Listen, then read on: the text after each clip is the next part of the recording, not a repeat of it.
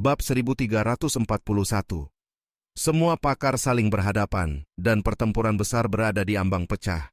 Suasana langit di atas kota suci menegang, dipenuhi tekanan dari para ahli puncak yang saling mengunci niat bertarung. Pada saat itulah sebuah suara menggema dari kejauhan, tajam dan penuh tekad, langsung mengarah kepada Di Yi. Di Yi, lawanmu adalah aku.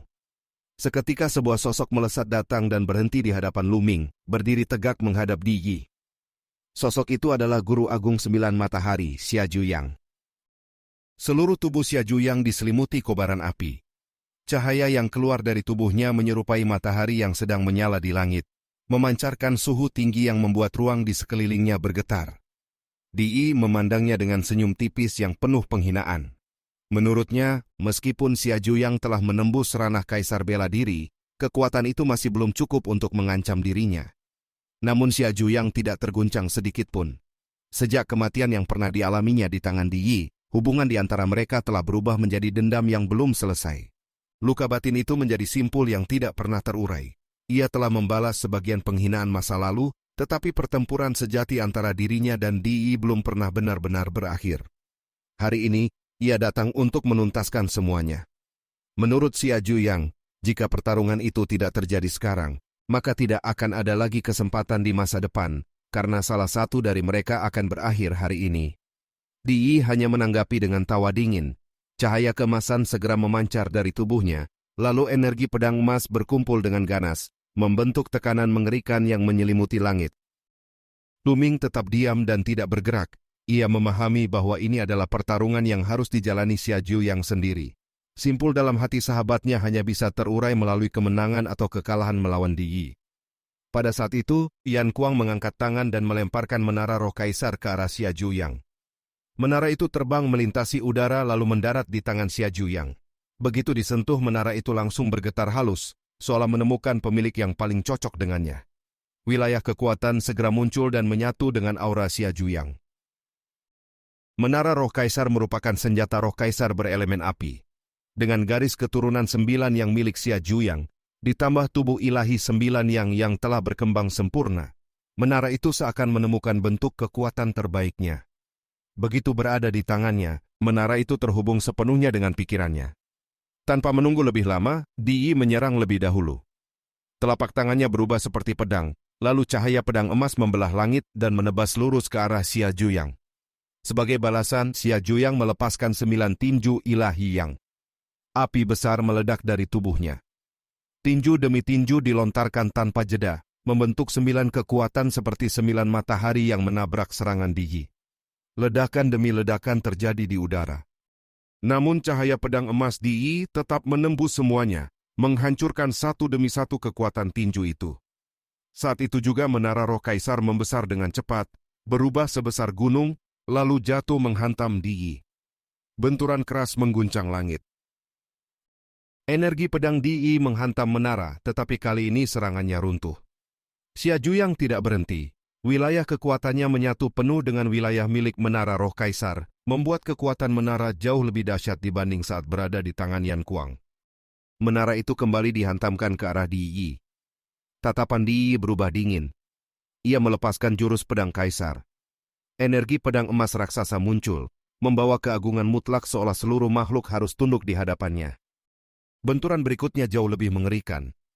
Pedang itu menghantam menara roh kaisar dan memantulkannya ke udara. Tubuh Xia Zhuyang ikut terguncang hebat hingga terdorong mundur 9 langkah. Perbedaan kultivasi mulai terlihat jelas. Walau memiliki senjata roh kaisar, Xia Zhuyang baru saja mencapai tingkat pertama ranah kaisar bela diri, sedangkan Di Yi telah berada di puncak tingkat kedua. Serangan berikutnya datang lebih cepat. Pedang kaisar kembali ditebaskan. Kali ini membawa kekuatan yang seolah mampu membelah dunia. Xia Zhuyang kembali menahan dengan menara roh kaisar, tetapi benturan itu membuat menara terlempar semakin jauh. Di Yi lalu mengeluarkan serangan mematikan berikutnya, langsung mengarah ke kepala Xia Zhuyang. Wajah Yan Kuang berubah pucat. Lu Ming tetap menatap tajam tanpa bergerak. Tepat ketika cahaya pedang itu hampir mengenai Xia Zhuyang, sebuah batu terbang keluar dari antara alisnya. Begitu batu itu muncul, aura Xia Zhuyang melonjak drastis. Ia melayangkan satu pukulan. Ledakan dahsyat langsung menghancurkan cahaya pedang Di Yi. Banyak penguasa yang menyaksikan segera berseru kaget. Batu itu adalah batu matahari ilahi. Luming memperlihatkan senyum tipis. Batu itu memang hadiah darinya untuk Xia Zhuyang. Batu yang dahulu ia peroleh dari tambang kuno di reruntuhan suci saat perjudian batu keluargamu. Batu matahari ilahi berasal dari inti matahari dan memiliki kecocokan sempurna dengan tubuh Xia Zhuyang. Saat pertama kali diberikan, Xia Zhuyang sempat menolak karena nilainya terlalu tinggi, tetapi Luming tetap memaksanya menerimanya. Kini hasilnya terlihat jelas. Setelah sedikit dimurnikan, batu matahari ilahi telah menyatu sempurna dengan tubuh Xia Zhuyang. Begitu kekuatannya dilepaskan, kultivasi Xia Zhuyang langsung melonjak ke tingkat kedua ranah kaisar bela diri. Tatapan Di menjadi semakin tajam. Namun ia tetap tidak mundur. Energi pedang kembali bersiul menuju Xia Zhuyang. Kali ini Xia Zhuyang mengendalikan menara roh kaisar sambil maju menyerang. Ia kembali melepaskan 9 tinju ilahi yang. Tubuhnya bersinar terang, lalu 9 matahari muncul dari tubuhnya, menggantung di belakang punggungnya seperti manifestasi kekuatan ilahi. Dengan raungan keras, Xia Zhuyang menerjang lurus ke depan. Tinju demi tinju menghujani Di tanpa memberi ruang bernapas. Langit terus bergemuruh. Benturan mereka membuat ruang bergetar tanpa henti. Untuk sementara waktu, tidak ada pihak yang benar-benar unggul. Di bawah langit, para pendekar bela diri di kota suci menatap dengan wajah pucat. Kekuatan pertempuran dua kaisar bela diri itu terlalu menakutkan. Setiap gelombang kekuatan yang jatuh dari langit mampu menghancurkan daratan, tetapi seluruh kota suci telah dilindungi susunan prasasti besar. Cahaya pelindung muncul dari segala arah, membentuk layar raksasa yang menahan dampak benturan. Tanpa perlindungan itu, kota suci pasti sudah hancur berkeping-keping. Para penguasa yang menyaksikan pun tidak dapat menyembunyikan keterkejutan. Tidak seorang pun menduga Xia Zhuyang mampu bertarung seimbang melawan Di. Bahkan dengan senjata roh kaisar, seorang kaisar bela diri tingkat pertama biasa tetap mustahil menghadapi Di. Namun Xia Zhuyang berbeda. Tubuh ilahi 9 yang, garis keturunan 9 yang, menara roh kaisar, dan batu matahari ilahi telah bersatu, melahirkan kekuatan tempur yang jauh melampaui batas kultivasi normal. Langit kota suci terus bergetar. Dan pertempuran antara Zhuyang dan Di baru saja memasuki tahap yang sesungguhnya. Bab 1342. Beberapa kaisar yang menyaksikan pertempuran segera menyadari keanehan pada tubuh Xia Zhuyang. Kekuatan tubuh spiritual yang ia tunjukkan jauh melampaui tubuh spiritual biasa. Mereka segera mengenali bahwa tubuh itu adalah tubuh ilahi 9 yang, salah satu tubuh langka yang sangat sulit ditemukan di dunia. Di langit, Xia Zhuyang dan Di terus bertukar serangan dalam kecepatan yang nyaris tak dapat diikuti mata biasa. Dalam waktu singkat, puluhan gerakan telah dilancarkan oleh kedua pihak, tetapi pemenang masih belum terlihat. Namun semakin lama pertarungan berlangsung, tatapan Di menjadi semakin dingin. Niat membunuh yang keluar dari dirinya makin pekat, seolah seluruh langit mulai tertutup oleh tekanan tajam dari energi pedangnya. Tiba-tiba Di meraung keras. Sebuah pedang tempur emas muncul di tangannya, dan dalam sekejap aura pedangnya melonjak berkali-kali lipat. Luming yang melihatnya langsung menyipitkan mata.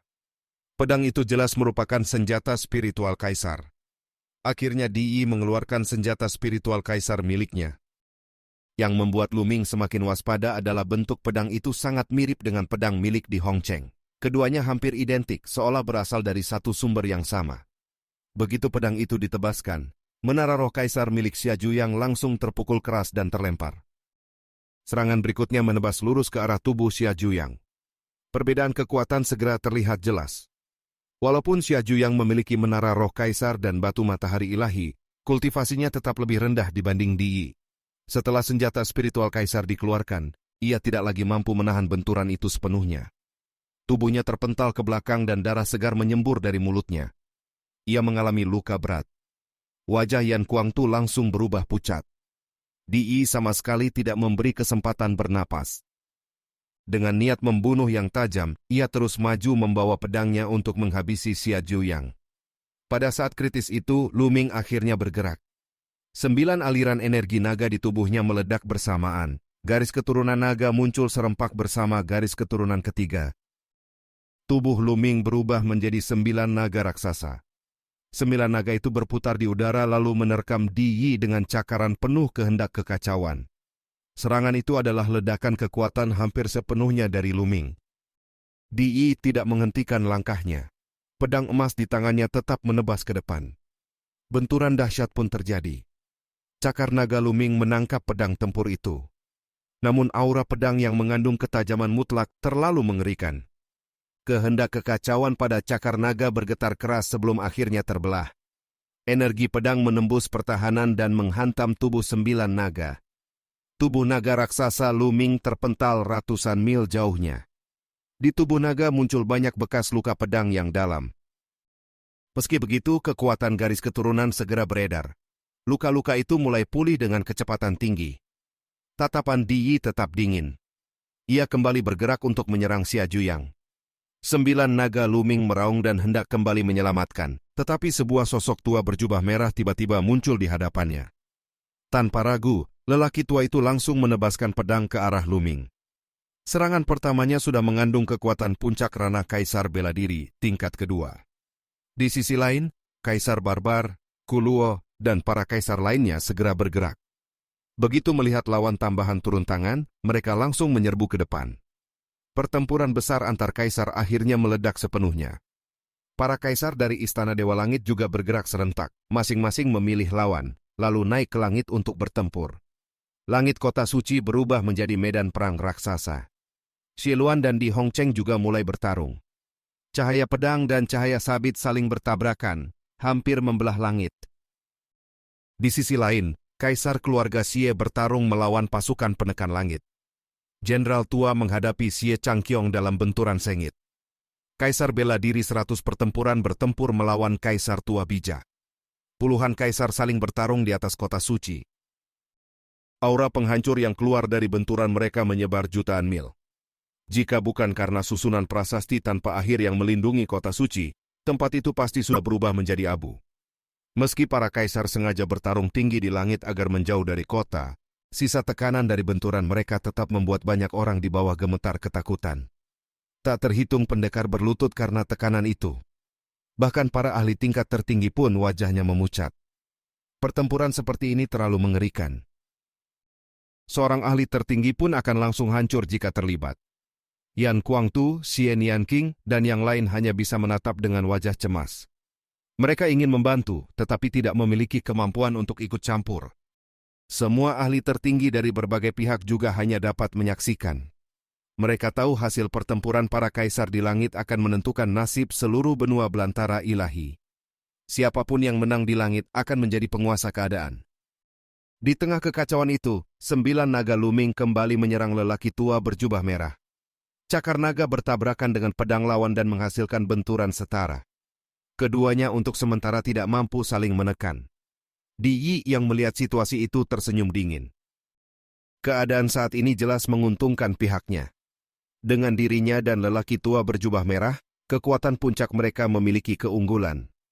Ia kembali melangkah menuju Xia Juyang yang masih memulihkan diri. Xia Juyang mengangkat api di seluruh tubuhnya dan bersiap bertarung meski luka belum pulih sepenuhnya. Pada saat itu dahi Luming bersinar.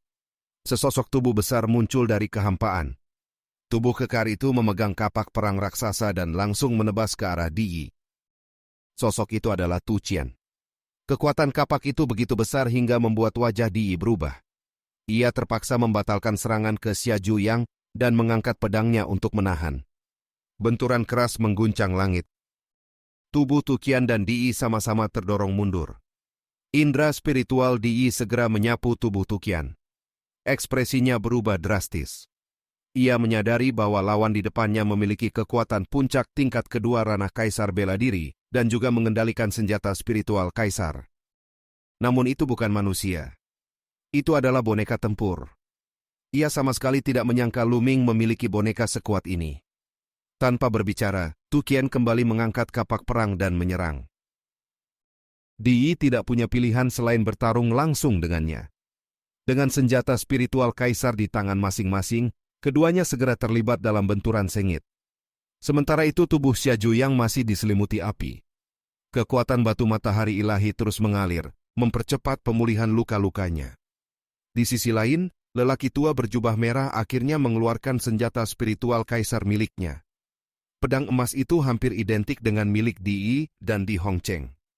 Lu Ming semakin yakin bahwa asal-usul Di Yi sangat tidak sederhana. Senjata spiritual kaisar semacam itu jelas berasal dari satu sistem kekuatan yang sama.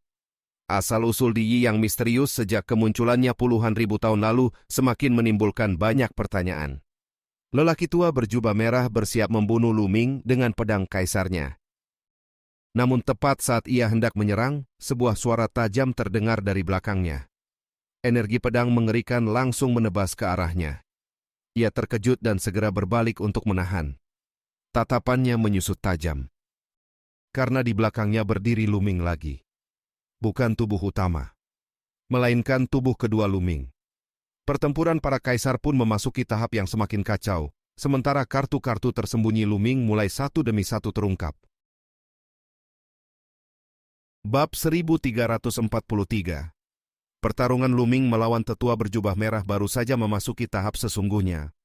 Suara Lu Ming keluar dari mulut 9 naga, lalu sebuah kuali petir muncul di udara dan langsung membesar dengan cepat sebelum menghantam ke arah lawannya. Pada saat yang sama, 9 naga menggeliat hebat di langit.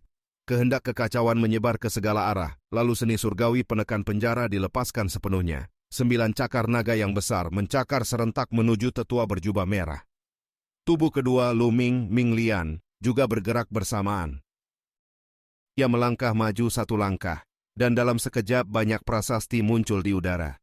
Lebih dari selusin formasi terbentuk serentak, memunculkan ratusan rantai raksasa yang melilit tubuh tetua berjubah merah dari segala arah. Tetua berjubah merah meraung marah. Dengan satu telapak tangan ia memukul kuali petir hingga terpental ke udara, sementara pedang emas di tangannya ditebaskan mendatar, memutus banyak rantai dalam sekali gerak. Namun serangan Lu Ming tidak memberinya kesempatan bernapas. 9 naga sudah tiba di depannya.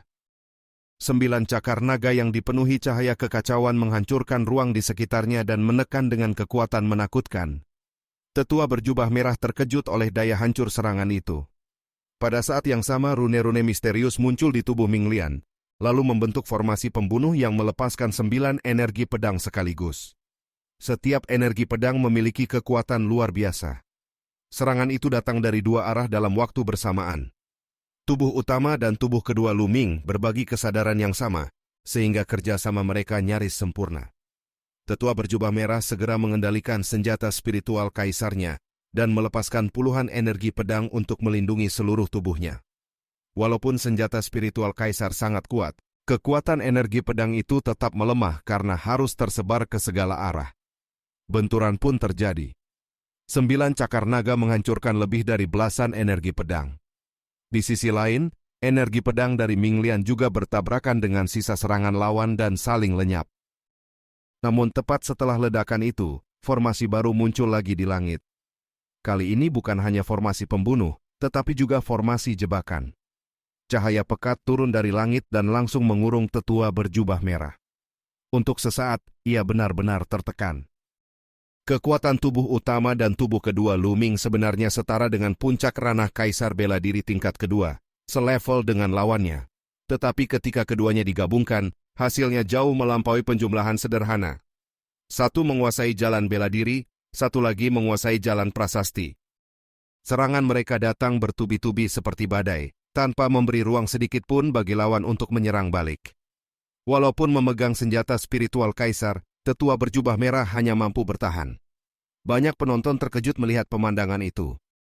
Dua Lu Ming benar-benar mampu menekan seorang ahli puncak tingkat kedua yang membawa senjata spiritual kaisar. Di sisi lain, Tu Qian terus bertarung liar melawan Di Yi. Boneka tempur itu sama sekali tidak peduli pada kerusakan tubuhnya sendiri dan menyerang tanpa henti, membuat Di Yi terikat sepenuhnya. Saat itu luka Xia Ju yang hampir pulih sepenuhnya. Ia kembali bergabung ke medan perang dan menyerang Di Yi bersama Tu Qian. Pertempuran pun memasuki kebuntuan. Kedua pihak saling menekan, dan hasil akhirnya masih belum jelas.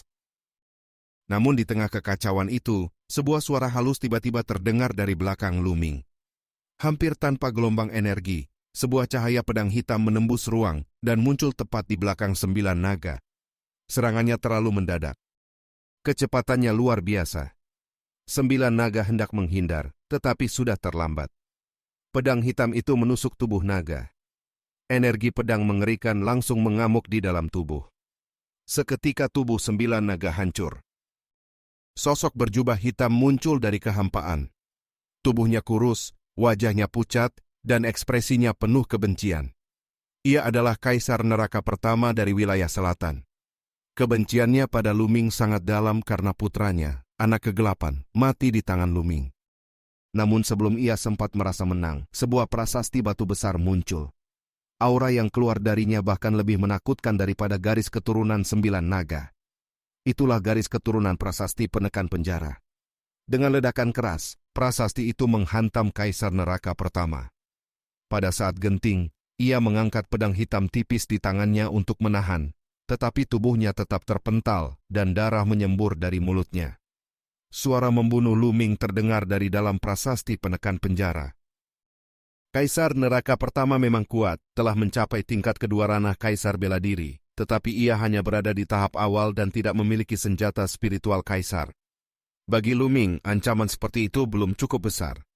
Pada saat yang sama, tetua berjubah merah akhirnya mendapatkan kesempatan. Pedangnya menebas bagian bawah prasasti penekan penjara.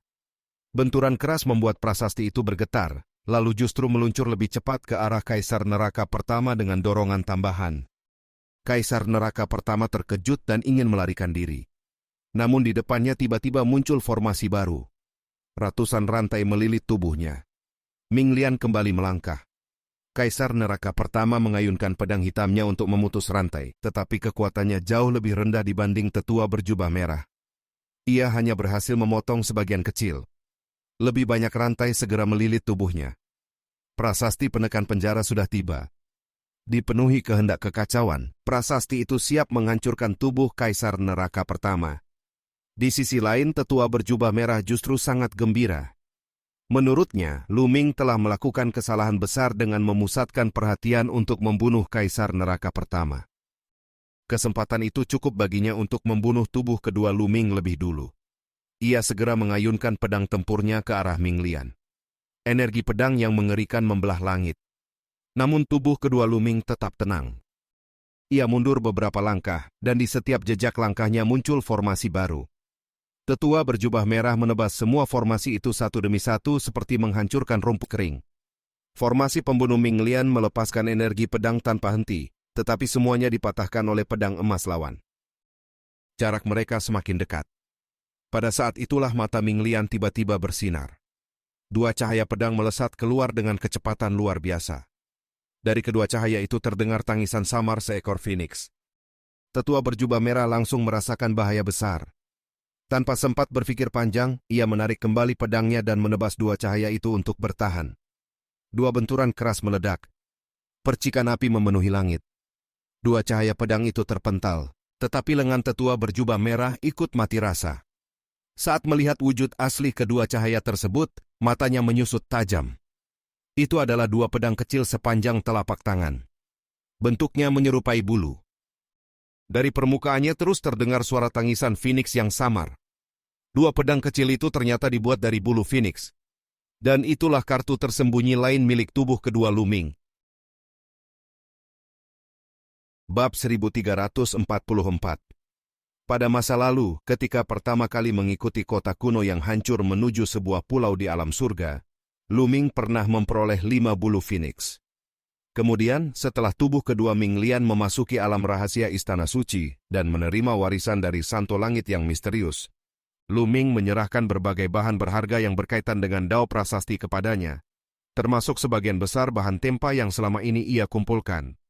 Selama bertahun-tahun, Ming Lian terus menyempurnakan 5 bulu phoenix itu seiring meningkatnya kultivasi. Akhirnya kelima bulu tersebut ditempa menjadi 5 pedang terbang.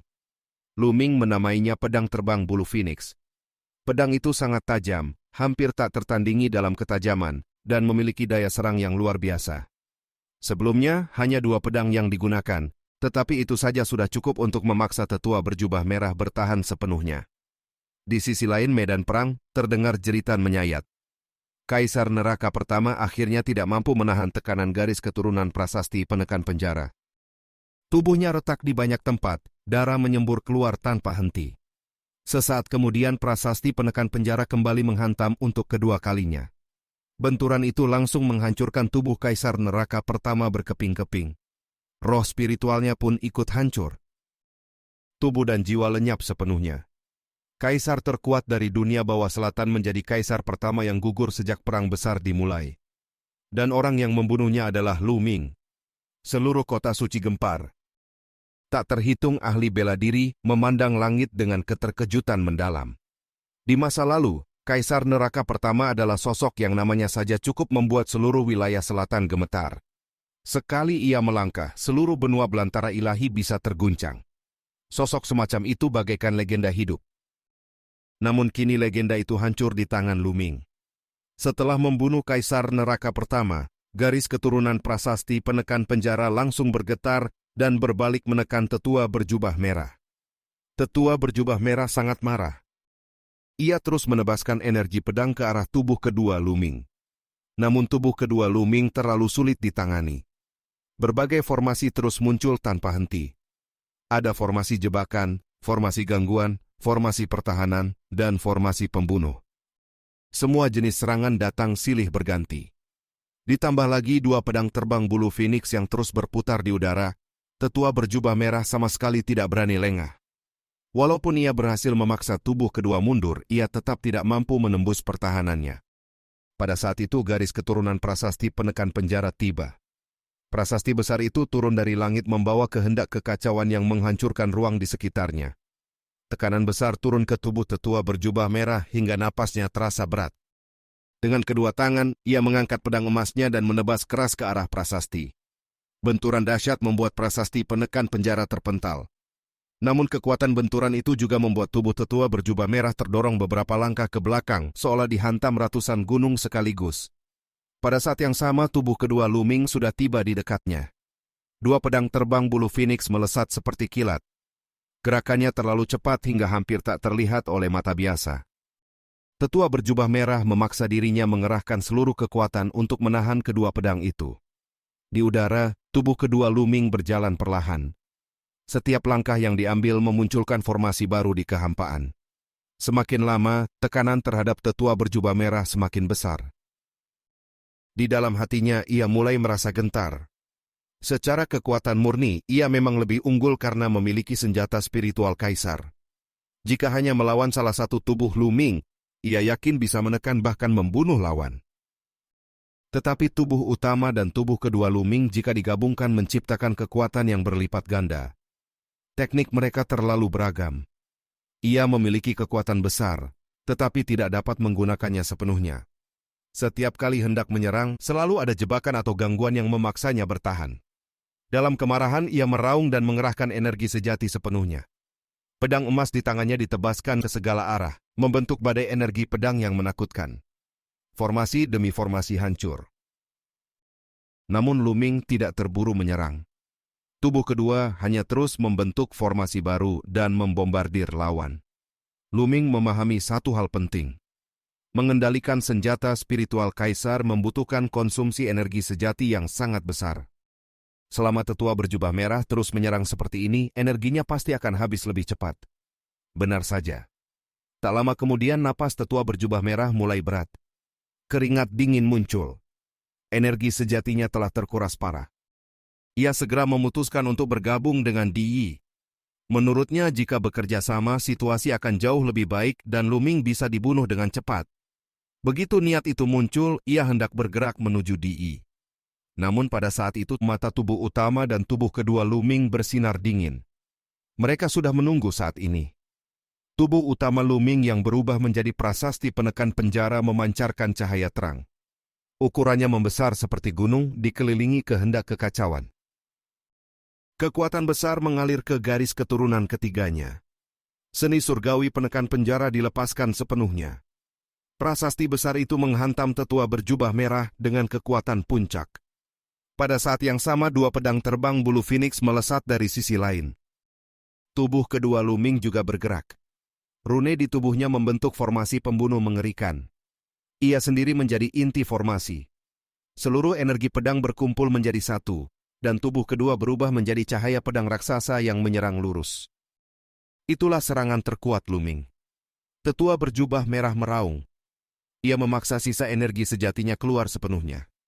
Pedang kaisar di tangannya ditebaskan 2 kali berturut-turut. 2 energi pedang besar seperti gunung terbang keluar. Satu menghantam prasasti penekan penjara. Satu lagi menghantam tubuh kedua Luming. Benturan pertama membuat energi pedang hancur, tetapi prasasti penekan penjara juga terpental. Di sisi lain energi pedang bertabrakan hebat. 2 pedang bulu Phoenix dan tubuh kedua sempat tertahan. Tetapi tepat pada saat itu, 3 cahaya pedang lagi muncul dari antara alis tubuh kedua Luming. 3 pedang terbang bulu Phoenix tambahan. Serangan itu sama sekali di luar dugaan tetua berjubah merah. 2 tebasan sebelumnya telah menguras sisa tenaganya. Saat ia membutuhkan 1 tarikan napas untuk memulihkan ritme, Luming telah menghitung semuanya dengan tepat. Inilah serangan penentu. Mata tetua berjubah merah membelalak. Dalam hatinya muncul teriakan putus asa. Namun semuanya sudah terlambat. 3 pedang terbang bulu Phoenix menembus tubuhnya. 1 menembus antara alis. 1 menembus jantung. 1 lagi menembus dantian. 3 titik vital hancur bersamaan. Mata tetua berjubah merah membesar penuh ketidakpercayaan. Ia tidak pernah membayangkan akan mati di tangan Luming. Tubuhnya kehilangan kekuatan lalu jatuh dari langit. Seorang ahli puncak tingkat kedua ranah Kaisar bela diri yang membawa senjata spiritual Kaisar telah terbunuh. Seluruh kota suci meledak dalam kegemparan. Ini adalah pembalikan keadaan yang sesungguhnya. Istana Dewa Langit kehilangan salah satu kekuatan puncaknya. Sekarang siapa yang bisa menghentikan Luming? Sementara itu di langit tinggi, pertempuran para kaisar semakin brutal. Korban mulai bermunculan. Beberapa kaisar terluka parah. Bahkan ada yang langsung gugur di tempat, darah mereka menyebar di langit. Hari ini, para kaisar yang biasanya berdiri tinggi di atas semua makhluk benar-benar mandi darah. Sedikit saja lengah, kematian akan datang tanpa ampun. Bab 1345. Meskipun para kaisar sedang bertempur sengit di berbagai penjuru langit, perhatian mereka tetap tertuju pada jalannya medan perang utama. Ketika mereka melihat Luming berhasil membunuh tetua berjubah merah, semangat Kaisar Dataran Utara dan pasukan ilahi penekan langit langsung melonjak. Serangan mereka menjadi semakin ganas, melesat seperti pelangi yang membelah langit. Sebaliknya, pihak Istana Ilahi Surga Empyrean dan klan Xie terguncang hebat. Seluruh pasukan mereka dipenuhi keterkejutan karena seorang ahli puncak tingkat 2 alam Kaisar bela diri yang memegang senjata spiritual Kaisar justru tewas di tangan Luming.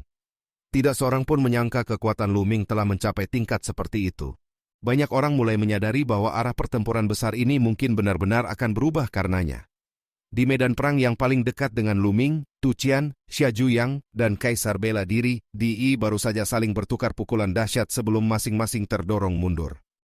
Tubuh utama dan tubuh kedua Luming segera menembus kehampaan lalu muncul di sisi Kaisar bela diri Di, membentuk serangan dari 2 arah. Di tetap berdiri tegak dengan aura mendominasi, tatapannya tajam seperti bilah pedang tanpa sedikit pun tanda gentar. Luming mengunci auranya sepenuhnya pada Di. Setelah bertahun-tahun menempuh jalan berbahaya, menghadapi kesulitan tanpa akhir, akhirnya ia berdiri di hadapan musuh besarnya ini dengan kekuatan yang cukup untuk bertarung secara langsung. Tu Qian mematuhi instruksi Luming dan segera berbalik menuju medan perang lain. Begitu kapaknya diayunkan, seorang kaisar langsung terbelah menjadi 2. Keseimbangan pertempuran pun runtuh seketika. Beberapa kaisar lawan segera berkumpul dan membentuk formasi tempur untuk menahan serangan Tu Qian sekuat tenaga. Xia Zhuyang sempat menatap Luming dengan kekhawatiran, namun setelah melihat keyakinan di wajahnya, ia juga berbalik menyerang para kaisar lain. Keadaan yang sebelumnya kurang menguntungkan bagi pihak Luming, kini benar-benar berubah. Mereka mulai mendominasi seluruh medan perang. Setelah Xia Zhuyang pergi, hanya Luming dan Kaisar bela diri Di yang tersisa saling berhadapan. Aura membunuh dari keduanya bergemuruh, memenuhi langit. Setelah sekian lama, takdir akhirnya membawa mereka pada pertempuran penentu. Karena esensi darah 9 naga, keduanya memang ditakdirkan menjadi musuh. Pertarungan ini tak mungkin dihindari. Dari tulang belakang Luming memancar gelombang panas, lalu cahaya merah darah menyebar ke udara. Garis keturunan 9 naga di tubuhnya bergerak tidak normal. Pada saat yang sama, tubuh Di juga memancarkan cahaya merah darah, disertai suara auman naga samar. Melalui resonansi garis keturunan, Lu Ming langsung merasakan keberadaan esensi darah 9 naga di dalam tubuh Di. Bedanya, milik Di tidak membangkitkan garis keturunan, melainkan dilebur langsung ke tubuh, karena saat memperolehnya, Di sudah berada di alam kaisar bela diri. Tanpa menunda lagi, Di segera menyerang. Tubuh kedua Lu Ming melangkah di udara. Formasi demi formasi besar bermunculan, memancarkan cahaya beragam yang menyerbu ke arah Di. Pada saat yang sama, 5 pedang terbang bulu Phoenix melesat seperti kilat, sementara garis keturunan prasasti penekan penjara yang membawa niat kekacauan turut menghantam. Kekuatan tempur Di memang sangat tinggi, bahkan sedikit melampaui tetua berjubah merah. Namun ia tetap jatuh ke dalam situasi yang sama, tertekan oleh kerjasama tubuh utama dan tubuh kedua Lu Ming hingga sulit mengeluarkan kekuatan penuhnya. Setelah bertukar serangan beberapa saat, Lu Ming mulai mengambil keunggulan. Tiba-tiba tubuh Di bersinar terang. Berbagai cahaya memancar dari tubuhnya, lalu berubah menjadi fenomena aneh yang menakjubkan. Naga sejati menari di udara, burung Phoenix bersuara nyaring, kilin melangkah di kehampaan, burung ilahi terbang, pedang besi berputar di segala arah, dan berbagai wujud makhluk spiritual bermunculan. Di antara semuanya, Lu Ming bahkan melihat 9 naga. Inilah tubuh spiritual 10.000 nadi milik Di. Gelombang kekuatan mengerikan langsung melonjak keluar dari tubuhnya. Dalam sekejap, kekuatan tempurnya meningkat tajam. Pedang emas di tangannya menyapu langit dan menghancurkan segalanya. Formasi-formasi yang dibentuk tubuh kedua Lu Ming hancur seketika. Prasasti penekan penjara bergetar hebat saat bertabrakan dengan pedang Di, lalu terpental jauh. Jika bukan karena pecahan tubuh asli prasasti penekan penjara yang memperkuat pertahanannya, garis keturunan Lu Ming mungkin sudah terpencar. 5 pedang terbang bulu Phoenix pun terpukul mundur, begitu pula tubuh kedua yang terus terdorong ke belakang. Lu Ming menyipitkan mata. Ia dapat merasakan dengan jelas bahwa ledakan kekuatan Di berasal dari tubuh spiritual luar biasa, yang dibangun dari esensi darah 10.000 roh, jauh melampaui tubuh spiritual biasa. Kemudian semua makhluk dalam fenomena aneh itu meraung dan berubah menjadi cahaya pelangi yang menyerbu ke arah Lu Ming. Di antaranya terdapat bayangan 9 naga, naga sejati, dan kilin yang memancarkan aura sangat mengejutkan. Prasasti penekan penjara bergetar, melepaskan seni surgawi penekan penjara sambil terus dihujani benturan dahsyat. Suara ledakan terus mengguncang langit. Pada saat itu, Di memegang pedangnya dan langsung menyerang tubuh kedua Lu Ming. Ia jelas memahami bahwa tubuh kedua adalah bagian paling sulit dihadapi karena memiliki terlalu banyak cara tersembunyi. Selama tubuh kedua dihancurkan lebih dulu, tubuh utama Lu Ming tidak lagi menjadi ancaman besar.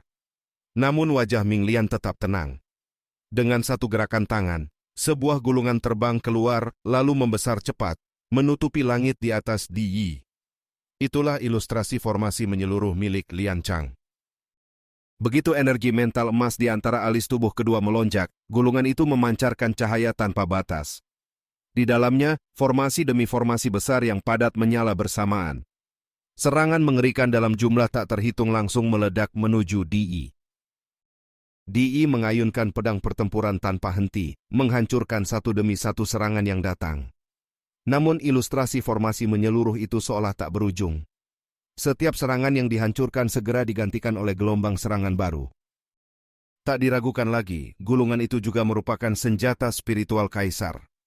Dahulu ketika Lian Chang baru berada di alam kaisar bela diri tingkat 1 sementara, Di sudah di tingkat 2, hanya berkat kekuatan gulungan inilah, Lian Chang mampu meninggalkan jejak perlawanan dan menerobos ke bawah tanah dalam saat disergap diam-diam oleh Di.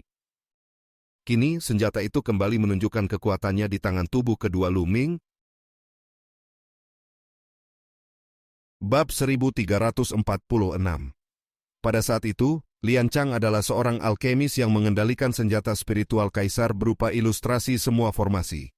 Ia menguasai banyak teknik misterius yang sulit diperkirakan, sehingga ketika Di melancarkan serangan mendadak, Lian Chang masih sempat meninggalkan jejak dan melarikan diri ke dalam tanah. Namun, ilustrasi semua formasi mengalami kerusakan berat. Selama bertahun-tahun, klon Ming Lian berlatih keras di alam rahasia Istana Suci. Seiring meningkatnya kultivasi, ia juga terus memperbaiki ilustrasi semua formasi hingga kini pulih sekitar 8 hingga 9 bagian dari keseluruhan. Di bawah kendalinya, kekuatan senjata itu menjadi sangat luar biasa. tubuh kedua Ming Lian telah memiliki kekuatan tempur setara dengan ahli alam kerajaan tingkat 2 puncak. Dengan tambahan 5 pedang terbang bulu Phoenix, kekuatannya meningkat jauh lebih besar. Setelah ilustrasi semua formasi dikeluarkan, kekuatan tempurnya hampir setara dengan Di. Di pun terpaksa memusatkan seluruh perhatiannya untuk menghadapi klon Ming Lian. Pada saat yang sama, garis keturunan prasasti penekan penjara bergetar hebat dan menekan ke arah Di. Di segera membagi kesadarannya untuk menghadapi tubuh utama Lu Ming. Prasasti penekan penjara yang beratnya mencapai ratusan juta pon mengguncang tubuh Di. Bersamaan dengan itu, tubuh kedua Ming Lian memanfaatkan kesempatan untuk menyerang tanpa henti. Setidaknya terdapat 100 formasi jebakan di dalam ilustrasi. Semua formasi, semuanya bergerak untuk menahan Di. Di berusaha keras melawan, tetapi akhirnya tetap berada dalam posisi terdesak. Setelah klon Ming Lian mengeluarkan ilustrasi semua formasi, kekuatan gabungan tubuh utama Lu Ming dan klon Ming Lian telah melampaui Di. Di mengerahkan seluruh tenaga untuk bertahan, tetapi setelah puluhan jurus, ia benar-benar ditekan dan hampir tidak mampu membalas. 5 pedang terbang bulu Phoenix menembus kehampaan dengan kecepatan yang bahkan sulit ditangkap para kaisar biasa. Semuanya mengarah ke 5 titik vital Di. Di mengayunkan pedangnya untuk menangkis serangan itu. Meski berhasil menahan, prasasti penekan penjara kembali menghantam turun. Ia hanya bisa mengandalkan wilayah kekuasaan dan esensi sejati untuk melindungi tubuhnya. Wilayah kekuasaan dan esensi sejati itu bergetar keras, lalu hancur di bawah tekanan prasasti. Tubuh Di berguncang hebat. Meski telah mengembangkan tubuh spiritual 10.000 meridian, ia tetap tidak sanggup menahan tekanan itu. Wajahnya pucat dan darah menyembur dari mulutnya. Tubuh spiritual 10.000 meridian milik Di memang sangat mengerikan. Jika disempurnakan sepenuhnya, kekuatannya akan sangat menakutkan. Namun ia belum berhasil menyempurnakannya, sehingga sejak awal selalu mengincar esensi darah 9 naga milik Lu Ming. Ketika melihat Di terluka, hati banyak orang bergetar. Di terluka dan mulai kalah dari Lu Ming. Pertarungan ini tampaknya mulai menunjukkan siapa pemenangnya. Lu Ming segera meningkatkan serangan. Salah satu pedang terbang bulu Phoenix hampir menembus jantung Di, hanya meleset sedikit dan menembus baunya, membawa semburan darah. Wajah Di semakin pucat. Meski serangan itu tidak mengenai titik vital, energi pedang yang mengerikan tetap memperparah luka di tubuhnya. Semakin berat luka yang dideritanya, semakin sulit baginya menahan tekanan Lu Ming. Di bawah tekanan prasasti penekan penjara, Di kembali memuntahkan darah, tubuhnya terhuyung dan napasnya melemah. Tubuh kedua Ming Lian kembali mengaktifkan ilustrasi semua formasi. Formasi-formasi besar muncul satu demi satu dan menyelimuti Di. Di meraung dan berusaha menerobos, tetapi kali ini ia gagal keluar. Berbagai bayangan naga sejati dan Phoenix di tubuhnya bergetar hebat, seakan-akan runtuh kapan saja. Lu Ming memutuskan hari itu sebagai akhir bagi Di. Garis keturunan 9 naga terbang keluar dari prasasti penekan penjara. Naga itu meraung, membuka mulutnya, lalu kekuatan melahap meledak dan menyelimuti Di. Lu Ming meningkatkan kekuatan melahapnya untuk menarik esensi darah 9 naga dari tubuh Di. Salah satu fenomena aneh pada tubuh Di adalah bayangan 9 naga. Saat ini bayangan itu tertarik oleh kekuatan melahap dan terbang menuju garis keturunan 9 naga milik Lu Ming. Di berusaha keras menahan, tetapi serangan 5 pedang terbang bulu Phoenix kembali datang. Ia berhasil menahan 4 pedang, tetapi 1 pedang menembus tubuhnya dan hampir membelah setengah badannya. Pada saat itu garis keturunan 9 naga meraung keras. Bayangan 9 naga di tubuh Di akhirnya tertarik keluar. Bersamaan dengan itu setetes esensi darah muncul dari tubuhnya, lalu terbang menuju Lu Ming. Esensi darah 9 naga berhasil dicabut. Di hanya bisa menyaksikan dengan mata penuh ketidakrelaan. Setetes darah itu masuk ke mulut naga dan menghilang. Garis keturunan 9 naga kembali meraung mengguncang langit, seolah sangat puas, sementara auranya meningkat tajam. Pada saat itulah Di memanggil bantuan. Lu Ming langsung mengernyit. Tiba-tiba suara Xie Citian mengguncang langit. Dari 9 penjuru kota suci, getaran hebat muncul bersamaan. 9 aura kuat melesat ke langit. Semua orang melihat 9 cahaya keemasan naik ke udara. Ternyata itu 9 patung perunggu. Lu Ming melihat jelas bahwa 9 cahaya itu adalah 9 manusia perunggu berwarna emas. Seluruh tubuhnya terbuat dari kuningan, tinggi lebih dari 3 meter, dan dipenuhi ukiran rumit. Aura masing-masing sangat kuat, setara dengan seorang kaisar bela diri tingkat 1. Kesembilan manusia perunggu itu terbang ke langit lalu bergabung ke medan perang, memaksa 9 penguasa mundur. Kemudian, 9 penguasa dari klan Xie dan Istana Ilahi Surga Empyrean terbang menuju masing-masing manusia perunggu. Mereka menyatu ke dalam tubuh manusia perunggu seperti peleburan garis keturunan, lalu menghilang sepenuhnya. Aura 9 manusia perunggu segera melonjak. Masing-masing menembus tingkat 1 alam kerajaan, lalu mencapai tingkat 2, hingga akhirnya berhenti di puncak tingkat 2 alam kerajaan. 9 manusia perunggu puncak alam kerajaan tingkat 2. Wajah Luming berubah serius. Kesembilan manusia perunggu meraung lalu menyerbu ke langit, menindas pasukan ilahi penekan surga dan para kaisar dataran utara. Ahli alam kerajaan tingkat 2 terlalu kuat. Kaisar biasa tingkat 1 sama sekali tidak mampu menahan mereka. Dalam sekejap jeritan terdengar. 5 kaisar langsung gugur. Di pihak dataran utara, kaisar bela diri pemecah gunung, kaisar bela diri angin surgawi, serta 3 anggota pasukan ilahi penekan surga tewas hampir bersamaan. 5 ahli alam kerajaan musnah seketika. 4 manusia perunggu lainnya ditahan oleh Tu Qian, Xia Zhuyang, dan kaisar bela diri Baisan. Jika tidak, kerugian akan jauh lebih besar. Di medan perang, kepanikan mulai menyebar. Para ahli pasukan ilahi penekan surga dan dataran utara segera mundur dengan ketakutan.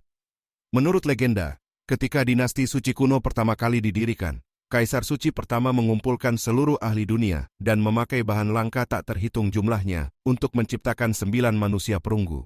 Setiap patung mengandung kekuatan misterius yang sangat dahsyat. Banyak orang mengira 9 manusia perunggu milik klan Xie telah hancur dalam peperangan panjang selama bertahun-tahun. Namun tidak ada yang menyangka bahwa semuanya ternyata masih tersimpan hingga hari ini. Bab 1347. Saat 9 patung perunggu muncul dan dikendalikan oleh 9 kaisar, kekuatan tempur mereka langsung mencapai puncak alam kerajaan tingkat 2, seketika mengubah arah seluruh pertempuran. Di tengah kekacauan itu, Di Yi memanfaatkan kelengahan Luming untuk melancarkan serangan. Tubuhnya menyala seperti api, menerobos pengepungan lalu melesat tinggi ke langit.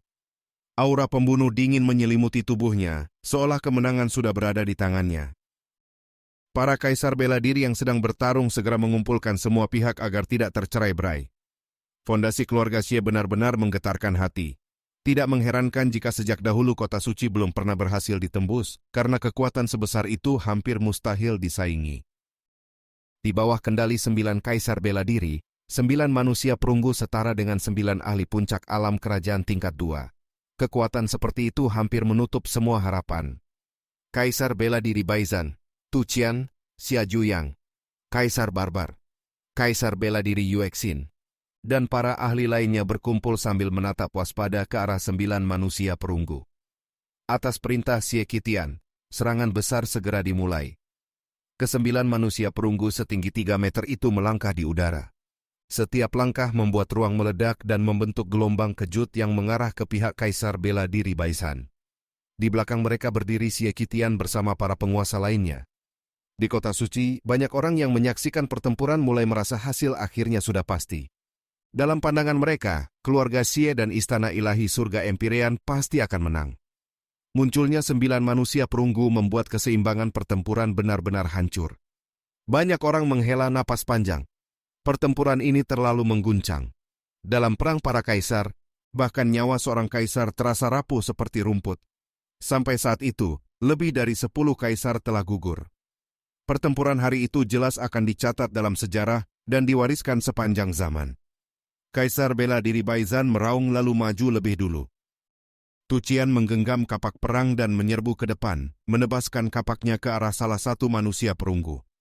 Manusia perunggu itu membalas dengan satu pukulan lurus. Benturan keras meledak di udara.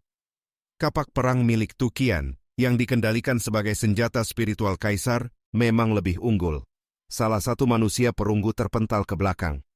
Namun hasil itu tidak membawa kegembiraan. Tubuh manusia perunggu tersebut sama sekali tidak rusak, hanya menyisakan bekas tipis di tinjunya. Semua orang langsung merasakan tekanan berat. Bahkan senjata spiritual kaisar hampir tidak mampu merusaknya. Dengan tubuh sekeras itu, pertempuran terasa hampir mustahil dimenangkan. raut putus asa mulai tampak di mata para kaisar. 3 manusia perunggu bergerak mengepung Tuqian, sementara yang lain menyerbu ke arah kaisar bela diri Baizan dan para ahli lainnya. Pada saat genting itu, 2 sosok tiba-tiba muncul di depan barisan. Mereka adalah tubuh utama Lu Ming dan tubuh keduanya. Tubuh utama Lu Ming sudah kembali ke bentuk manusia. Ia berdiri di depan semua orang dan menahan seluruh tekanan 9 manusia perunggu seorang diri. Para kaisar sempat tertegun.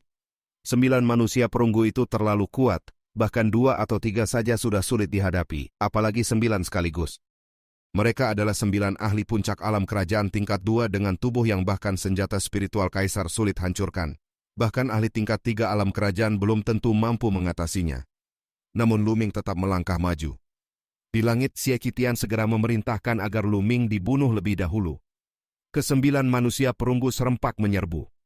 Saat 9 serangan datang bersamaan, ruang di sekitar Lu Ming seolah hendak pecah. Pada saat itu, garis keturunan 9 naga muncul di atas kepala Lu Ming. 9 naga membuka mulut, meraung, lalu dari mulut masing-masing naga muncul 1 kuali raksasa. 9 kuali itu membesar seketika, sebesar gunung, lalu menekan ke arah 9 manusia perunggu. Itulah kuali 9 naga ilahi. Di Yi yang melihat pemandangan itu langsung berubah wajah. Kuali 9 naga ilahi selama ini tidak pernah bergerak sembarangan. Senjata itu ditempa oleh ahli kuno untuk menekan 9 urat naga bumi. Dalam sejarah, hanya Lu Ming yang pernah menggerakkannya dengan mengandalkan garis keturunan 9 naga.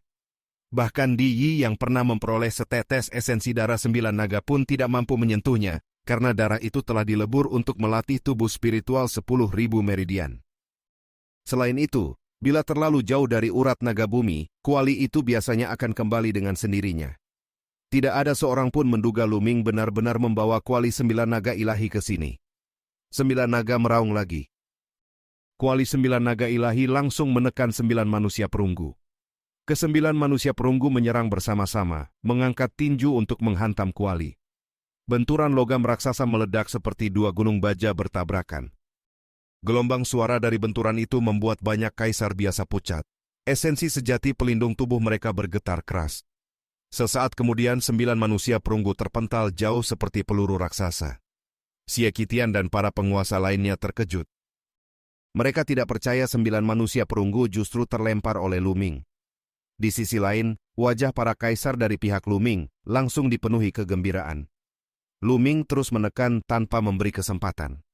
Dulu saat masih berada di alam samudera spiritual dan garis keturunan 9 naganya baru tingkat kedua tingkat ilahi, Lu Ming sudah mampu mengendalikan kuali 9 naga ilahi untuk melawan seorang supreme, bahkan menahan avatar Di Yi. Kini kultivasinya jauh lebih tinggi. Garis keturunan 9 naga miliknya juga sudah mencapai tingkat ke-9 tingkat ilahi.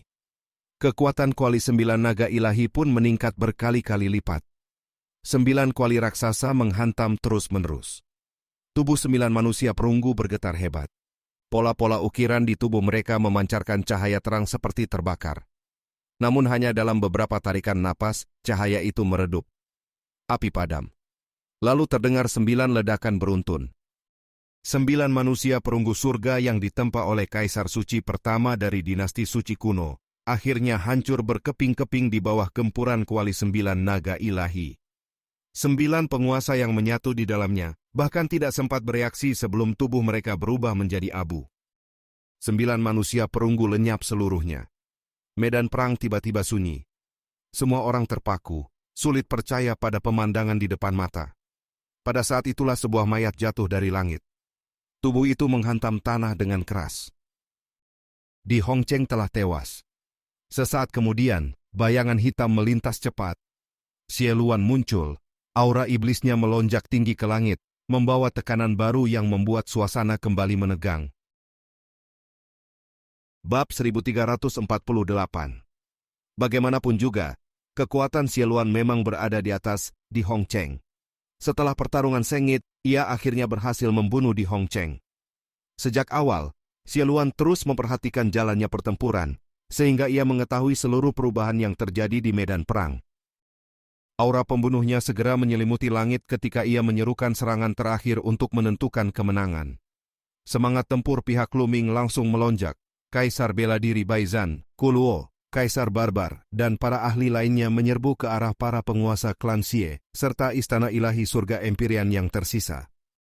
Sebaliknya pihak lawan sudah kehilangan seluruh keberanian bertarung. Melihat Lu Ming menghancurkan 9 manusia perunggu dan mengalahkan Di Yi, para penguasa keluarga Xie dan istana ilahi surga Empyrean diliputi ketakutan. Mereka tidak lagi memiliki niat bertahan dan langsung berbalik melarikan diri. Namun kuali 9 naga ilahi bergetar di udara, menutup seluruh jalur pelarian dan menghalangi segala arah. Pada saat yang sama, Di Yi tiba-tiba melesat ke satu sisi. Ia memilih kabur tanpa ragu. Lu Ming segera mengejarnya. 2 kuali 9 naga ilahi langsung menghantam ke arah Di Yi. Di Yi mengangkat senjata spiritual rajanya untuk menahan benturan, tetapi perbedaan kekuatan terlalu besar. Pedangnya bergetar keras, darah muncrat dari mulutnya, retakan muncul di tubuhnya, dan ia hampir meledak di tempat. Dalam keadaan terdesak, fenomena naga sejati, Phoenix, dan berbagai bayangan lain di sekitar tubuhnya tiba-tiba terbakar. Aura Di Yi melonjak beberapa kali lipat. Tubuhnya berubah menjadi seberkas cahaya pelangi dan menembus pengepungan dengan kecepatan mengerikan. Lu Ming tidak membiarkannya lolos. Ia langsung mengendalikan kuali 9 naga ilahi dan mengejar. Sebelum pergi, ia diam-diam memberi perintah kepada Tu Qian untuk memimpin para ahli menumpas semua kaisar yang tersisa dari istana ilahi surga Empyrean dan klan Xie. Dengan adanya kuali 9 naga ilahi yang mengunci ruang, para penguasa klan Xie dan istana ilahi surga Empyrean yang tersisa segera dikepung oleh Tu Qian, Kaisar bela diri Baizan, dan para ahli lainnya. Lu Ming tidak lagi perlu khawatir terhadap situasi di kota suci. Kendali pertempuran sudah sepenuhnya berada di tangan pihaknya. Walaupun masih ada beberapa penguasa tersisa di pihak lawan, kekuatan mereka tidak lagi cukup mengubah keadaan. Xie Changqiong masih ditahan oleh Jenderal Tua, dan keduanya tetap bertarung sengit. Di pihak Lu Ming sendiri masih ada banyak ahli kuat seperti Tu Qian, Xie Luan, Kaisar bela diri Baizan, dan Xia Zhuyang. Lu Ming dan Di Yi melesat meninggalkan kota suci. Sementara itu, perang di kota suci berlanjut, tetapi hasilnya tidak lagi memiliki ketegangan. Para penguasa klan Xie dan istana ilahi surga Empyrean satu demi satu dibunuh. Lu Ming dan Di Yi melintasi puluhan ribu li hanya dalam sekejap. Tubuh kedua Lu Ming melangkah maju lalu menyatu kembali ke antara alis tubuh utamanya. Bersamaan dengan itu, rune-rune penambah kecepatan muncul di seluruh tubuh Lu Ming. Kecepatannya meningkat tajam. Jarak antara dirinya dan Di Yi mulai menyusut. Di Yi terus melarikan diri dengan wajah pucat, mata dingin, dan niat membunuh yang pekat. Ia tidak menoleh sedikit pun. Tubuhnya dilalap api. Api itu berasal dari pembakaran tubuh spiritual 10.000 meridian. Di Yi benar-benar membakar hasil kultivasi yang ia bangun selama puluhan ribu tahun. Selama ini ia merampas berbagai garis keturunan, mengumpulkan esensi darah para ahli, lalu menempanya menjadi tubuh spiritual 10.000 meridian. Sedikit lagi tubuh itu akan sempurna. Namun kini seluruh jerih payah itu ia bakar habis demi bertahan hidup. Kedua sosok itu menembus kehampaan, melaju melalui dimensi ruang yang berbeda. Tak lama kemudian mereka melintasi benua tengah, tiba di dataran utara, lalu terus menuju samudera tanpa batas. Semakin lama luka Di Yi semakin berat. Kecepatan larinya mulai terganggu oleh cedera parah. Ia tahu bahwa bila terus seperti itu, Lu Ming akan segera menyusul. Namun ia sama sekali tidak rela mati. Kebencian terhadap Lu Ming memenuhi seluruh pikirannya. Akhirnya, Di Yi mengambil keputusan yang lebih kejam lagi. Seluruh api di tubuhnya melonjak lebih tinggi. Ia membakar seluruh sisa tubuh spiritual 10.000 meridian. Kecepatannya melonjak luar biasa. Tubuhnya menembus lapisan demi lapisan ruang dan melesat jauh ke kejauhan. Jarak antara dirinya dan Lu Ming segera melebar. Lu Ming pun mengakui ketegasan lawannya.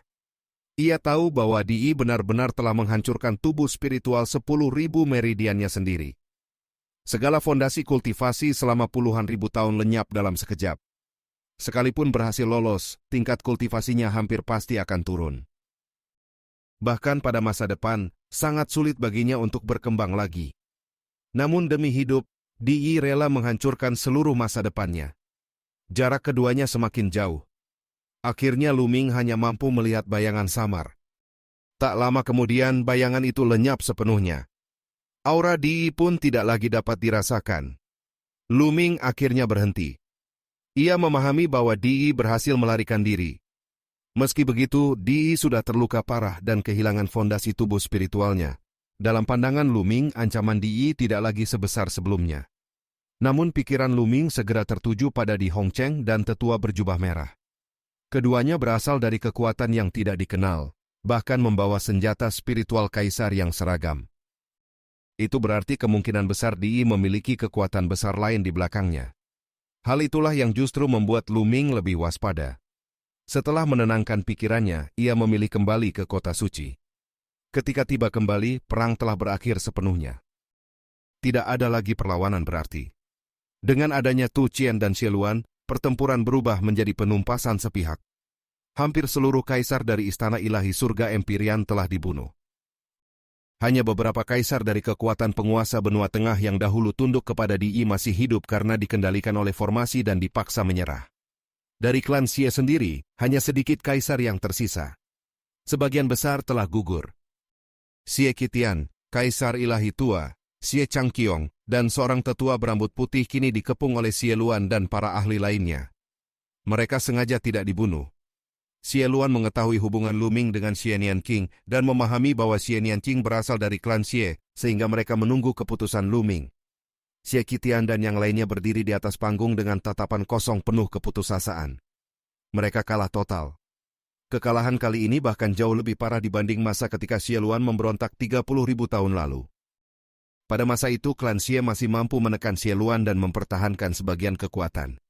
Masih ada harapan untuk bangkit perlahan. Namun kali ini seluruh fondasi mereka hancur. Semua ahli utama tewas. Tidak ada lagi peluang membalikan keadaan. Di kota suci, para murid klan Xie seperti Xie Yan terbaring lemah dengan mata kosong. Mereka tahu segalanya telah berakhir. Bahkan para kaisar sudah kalah. Orang-orang seperti mereka sama sekali tidak memiliki kekuatan untuk mengubah apapun. Jika bergerak, hasilnya hanya kematian. Para ahli dari berbagai pihak memandang medan perang dengan perasaan rumit.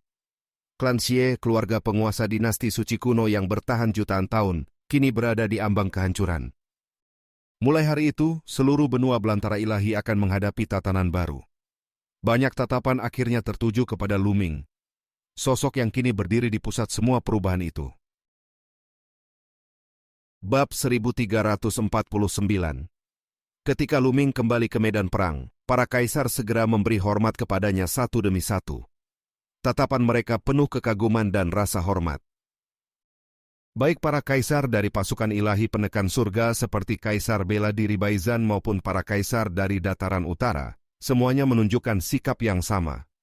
Mereka memahami dengan jelas bahwa kemenangan dalam perang ini sepenuhnya ditentukan oleh Lu Ming. Sejak awal pertempuran, Lu Ming telah menunjukkan kekuatan tempur yang luar biasa.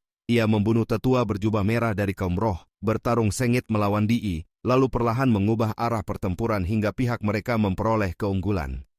Ketika klan Xie memanggil manusia perunggu 9 langit, semua orang sempat merasa harapan telah sirna. Pada saat itu mereka benar-benar mengira kekalahan sudah pasti. Namun di saat paling kritis, Lu Ming kembali membalikan keadaan. Dengan satu serangan, ia menghancurkan 9 manusia perunggu, membunuh 9 kaisar lawan sekaligus, lalu mengamankan kemenangan sepenuhnya. Tanpa dirinya, akibat dari perang ini tidak akan terbayangkan.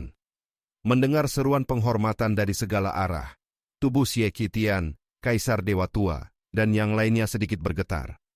Tatapan mereka tertuju kepada Lu Ming dengan perasaan yang rumit. Semua kehancuran yang menimpa klan Xie hari itu berawal dari pemuda di hadapan mereka. Dahulu, Lu Ming menyelamatkan Xie Luan, yang kemudian melemparkan token Raja Langit dan mengacaukan tatanan benua belantara ilahi. Sejak saat itu, rencana keluarga Xie terganggu dan akhirnya berkembang menjadi perang besar. Kini, kekalahan total klan Xie pun tetap disebabkan oleh Lu Ming. Kaisar Dewa Tua tampak semakin rentah. Dalam benaknya muncul pertanyaan yang tidak dapat dihindari.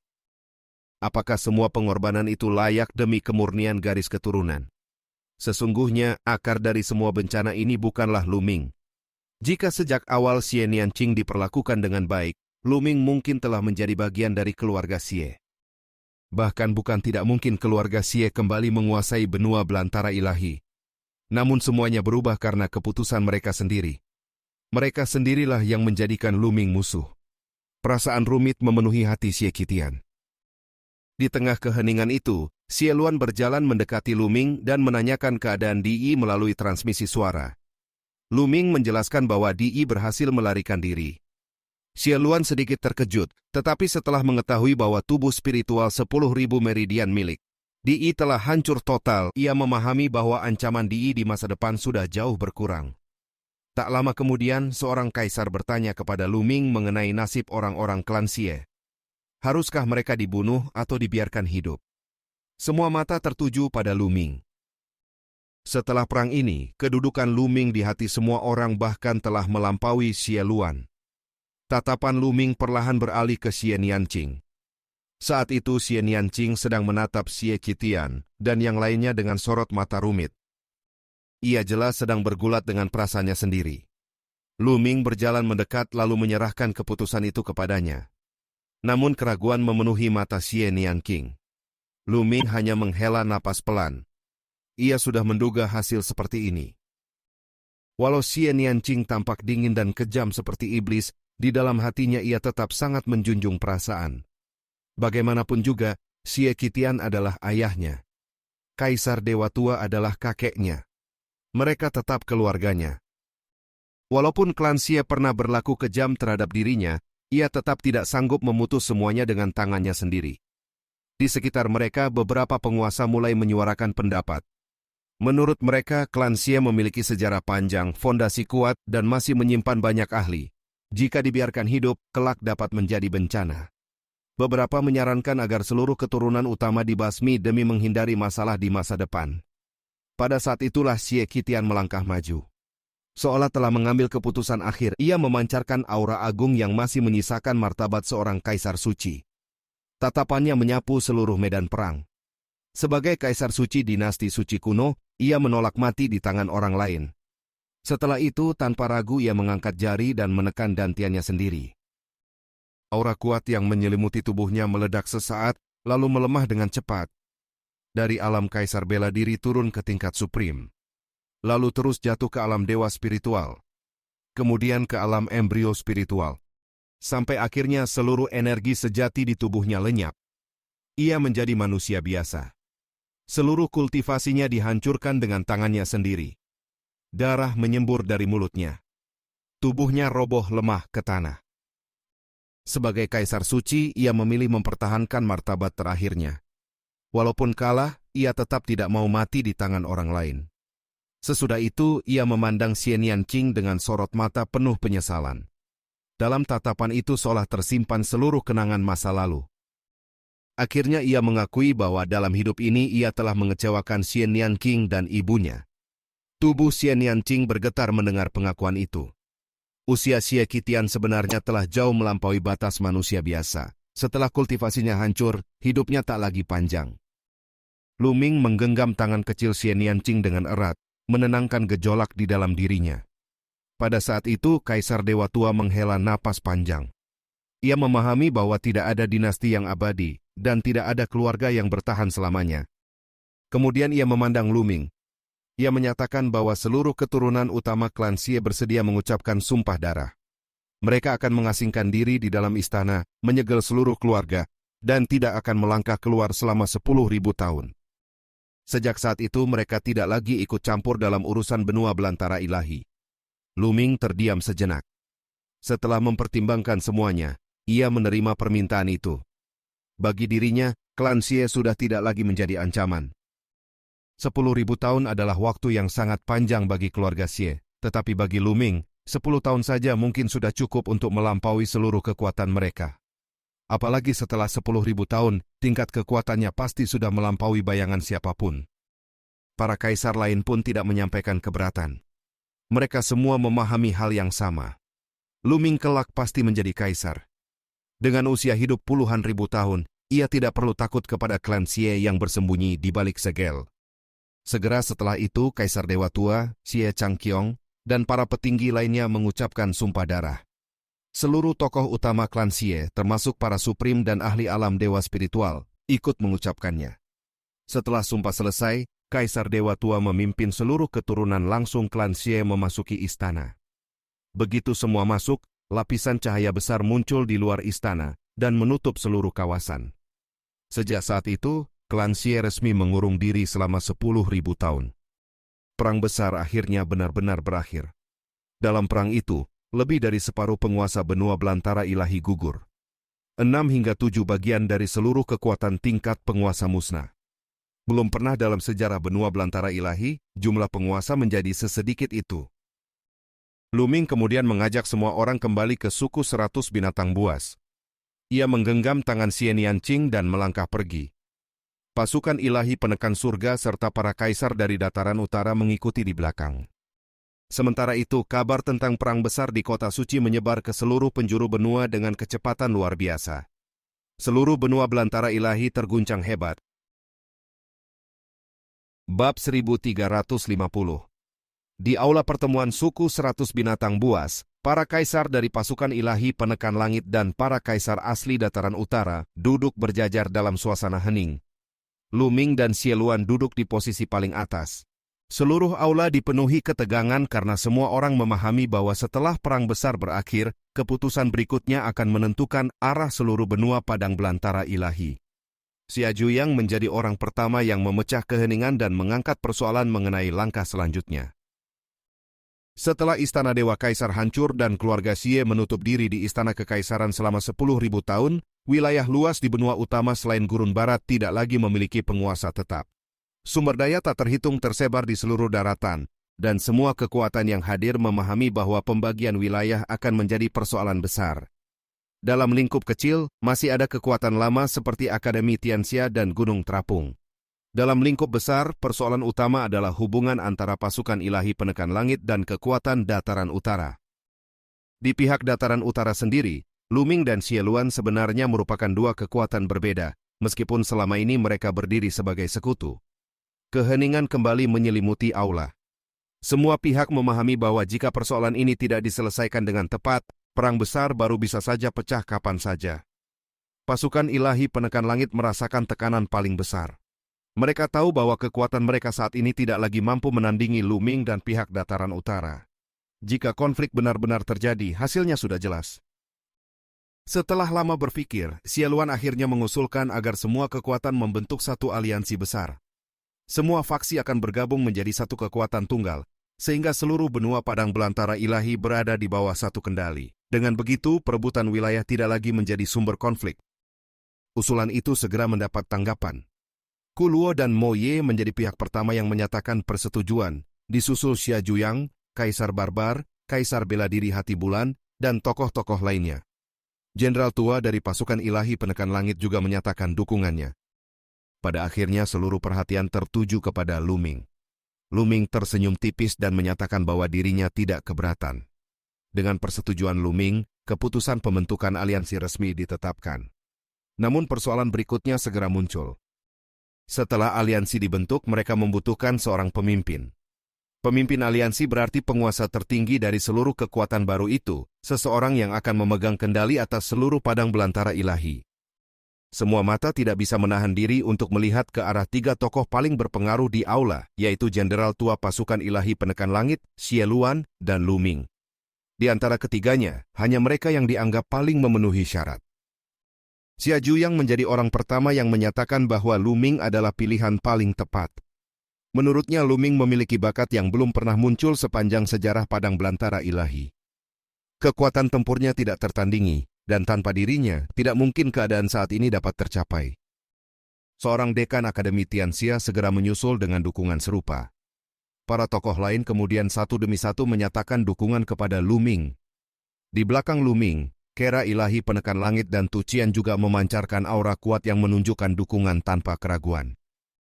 Seluruh aula semakin merasakan bahwa tanpa disadari, kekuatan yang berada di belakang Lu Ming sudah berkembang menjadi sangat menakutkan. Lu Ming hanya mengangkat cawan anggur dan meneguknya perlahan tanpa mengucapkan sepatah kata pun. Sementara itu, para kaisar dari pasukan ilahi penekan langit diam-diam menimbang keadaan. Tak lama kemudian, Xie Luan tertawa dan menyatakan dukungannya secara terbuka kepada Lu Ming.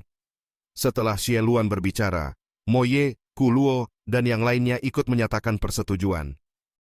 Kini hanya pasukan ilahi penekan langit yang tersisa. Jenderal tua itu menghela napas dalam hati. Ia memahami bahwa mereka tidak lagi memiliki ruang untuk menolak.